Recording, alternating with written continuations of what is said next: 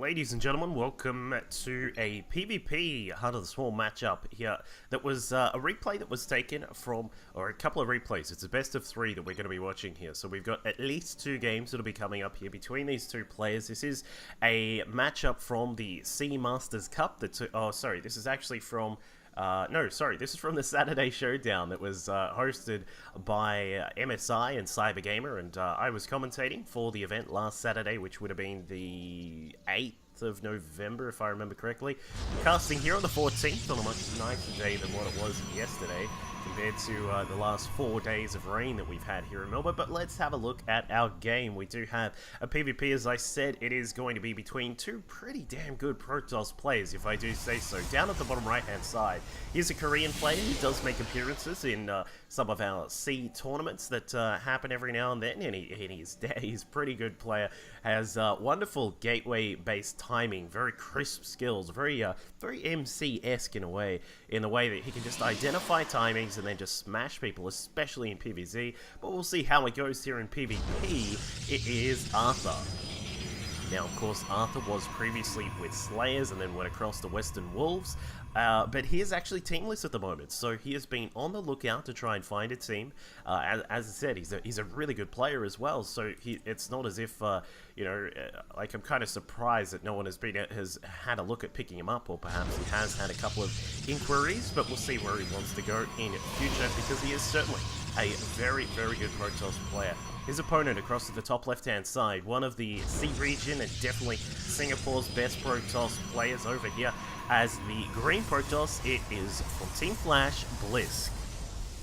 Now, Blysk, of course, has been around for a little while now. He's still a young player. We'll see how he sort of evolves from here.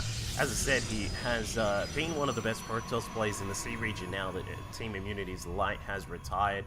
Alongside Ars and Pez, a couple of guys here in the C region that are very, very good at playing Protoss, and basically it's only a few of them that are left over here. Of course, a lot of the time we do have a lot of really good Zerg players, very few Terran and Protoss though, so it's rare to see a PvP in a C-based tournament, so it was pretty exciting to get these replays that were sent over to me. But as our openings for this PvP, we do have just very simple stuff. Double gas coming up for both of these players. It looks like they are going to...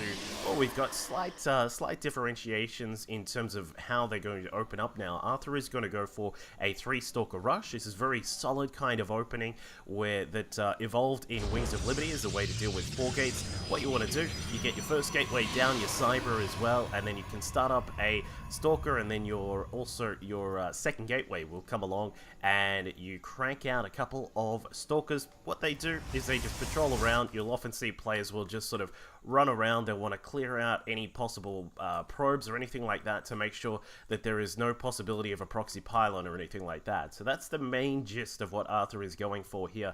Meanwhile, for Blysk over on his side of the map, he has gotten a Stalker out himself. In fact, where did it go? Oh, sorry, no, it's just a Mothership Core, actually. He has dived straight towards DT Tech here, and Blysk has actually cancelled the DT, the Dark Shrine, because there was a probe inside the main base. So he's gone for the Twilight Council. We'll be getting Blink, triple gates now on the way. But Arthur... No way, seriously, yeah, he's got a pylon inside the main base, and now Arthur is going to come across. He's got 1 Stalker inside. He's going to take a couple of shots on that Mothership Core, and now Blysk is forced into a position where he has to decide, what am I going to do about these pylons down here? There's 2 pylons that are done. Mothership Core is on the way. We can see the first Stalker is just running around trying to buy time for these pylons to finish up, and then of course for the Warp Gate Tech to finish up for Arthur as well, which has actually just finished. We're going to flower open those gateways here. Extra pylons now going down inside the main base. Blysk does have his own pylon starting up very soon. Keep in mind, Blysk will have the Warp Gate, his own Warp Gate Tech. In fact, he does have it now. Has not opened up his gateways. I'm a little bit surprised about that, but we'll see him open those up very soon. He's a little bit busy, occupied in dealing with these Stalkers that are coming through. But Arthur now has a little bit of an advantage at this point. He does have a few Stalkers inside his opponent's base. He does have the pylon able to warp in more units here, but Blysk has now got some Stalkers of his own. Blink is just about done. keep in mind, once Blysk is done, that will probably end this kind of attack, because Arthur is going to have a very hard time trading efficiently with these stalkers of Blysk. And now we can see that the Mothership Core forced to the back for Blysk. He does not want to get that, he does not want to lose that. And now Blysk with 4 gates. Back at home, Arthur only has 3. So I don't think he can really do anything here. Perhaps if he snipes off a couple of pylons, he can make this attack worth it, but he needs to be extremely careful. Blysk, however, has a couple of his stalkers that weren't firing for a second there, but he does eventually push forwards, and now with Blink active, he is able to efficiently trade with these stalkers. He should be able to win this battle. He's actually losing a couple of these stalkers unnecessarily. Arthur is going to try and target some of them down. He will be able to take out another one, but is forced to get out of there because Blysk now has his 4 gates active. Will clean out the pylon. He needs to rebuild his Mothership Core, though. We'll see if he is able to get that up very soon. And back at home for Arthur, back to the drawing board. Needs to restart his tech, of course. He was delayed for quite a while, going for that 3-gate push. Twilight Council is on the way. We'll see Blink come up for him very, very soon. And Blysk is going to try and hunt down this last stalker. Does pick it up, and it is now going to push forwards. Remember, he has that little pylon that was over here. It's not in the closest position, but it's in a much closer position than, you know, the main base. So we'll see him look to move forward, attempts to blink on top of the ramp and get the vision of the high ground, but is not able to make it on there. Arthur, very quick with his force field, is able to lock it off for the time being. And this is a very, very interesting position here. It's very dependent on if Blysk is able to get to the ramp. If he can just get up the ramp here, which he will in a second, because that is the last force field that Arthur has.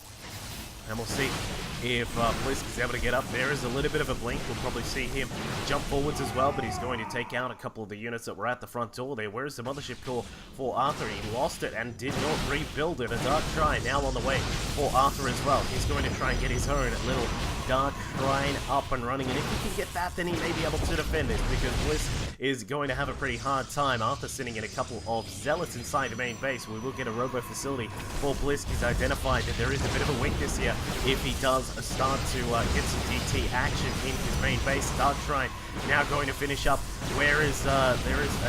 There are a couple of gateways that are now active. Blysk was attempting to kill them all off, but now he's got his own troubles inside the main base. Arthur killing off probes. DTs are on the way. We'll see if Arthur is able to somehow fight back, because if this robo does not go down properly, then Blysk is in quite a lot of trouble. Here come the DTs. The first of them now making their way inside. They're going to try and target down this robo facility. Yes, they are. All right. Keep in mind that Blysk has been able to kill off most of his opponent's units inside the main base. He's killed off the Dark Shrine as well. Very important to get rid of that.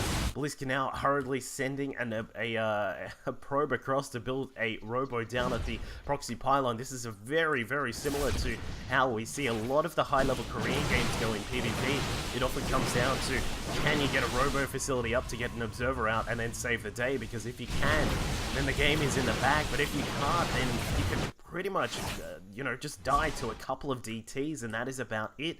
So Arthur is going to scramble about and try and find out where this robo facility is, but I think we have a fake chase here coming up from Blysk. He's trying to get away, and we'll build another Nexus over here at the top right-hand side of the map. That's not going to last too long, though. Probably should cancel that one, but he does have the building advantage. He's about to finish off this last gateway that Arthur has. Now blinking down towards the, it's not even a base, it's basically where the robo is. So Arthur does not find the robo. A second pylon going to go up to protect his position. Arthur still scrambling about, trying to find out where is that robo. The Nexus, of course, did not go down because he had to get out of there with the DTs so that he could find the robo and perhaps kill it off before the Observer finishes up. But as you can see, Blysk with a little bit of a block. The Observer pops out. And that will be it. Arthur GG's. Game number 1 goes the way of Blysk here in a very action-packed PvP matchup between these two high-level players.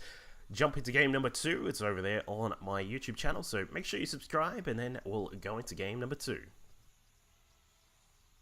Here, as you can see, 47 damage to bio units and then the 34 damage against other standard targets. His storms have also been wonderful, just spreading them out across the battlefield, doing really, really nicely there. And for minigun, he's been sticking with a much more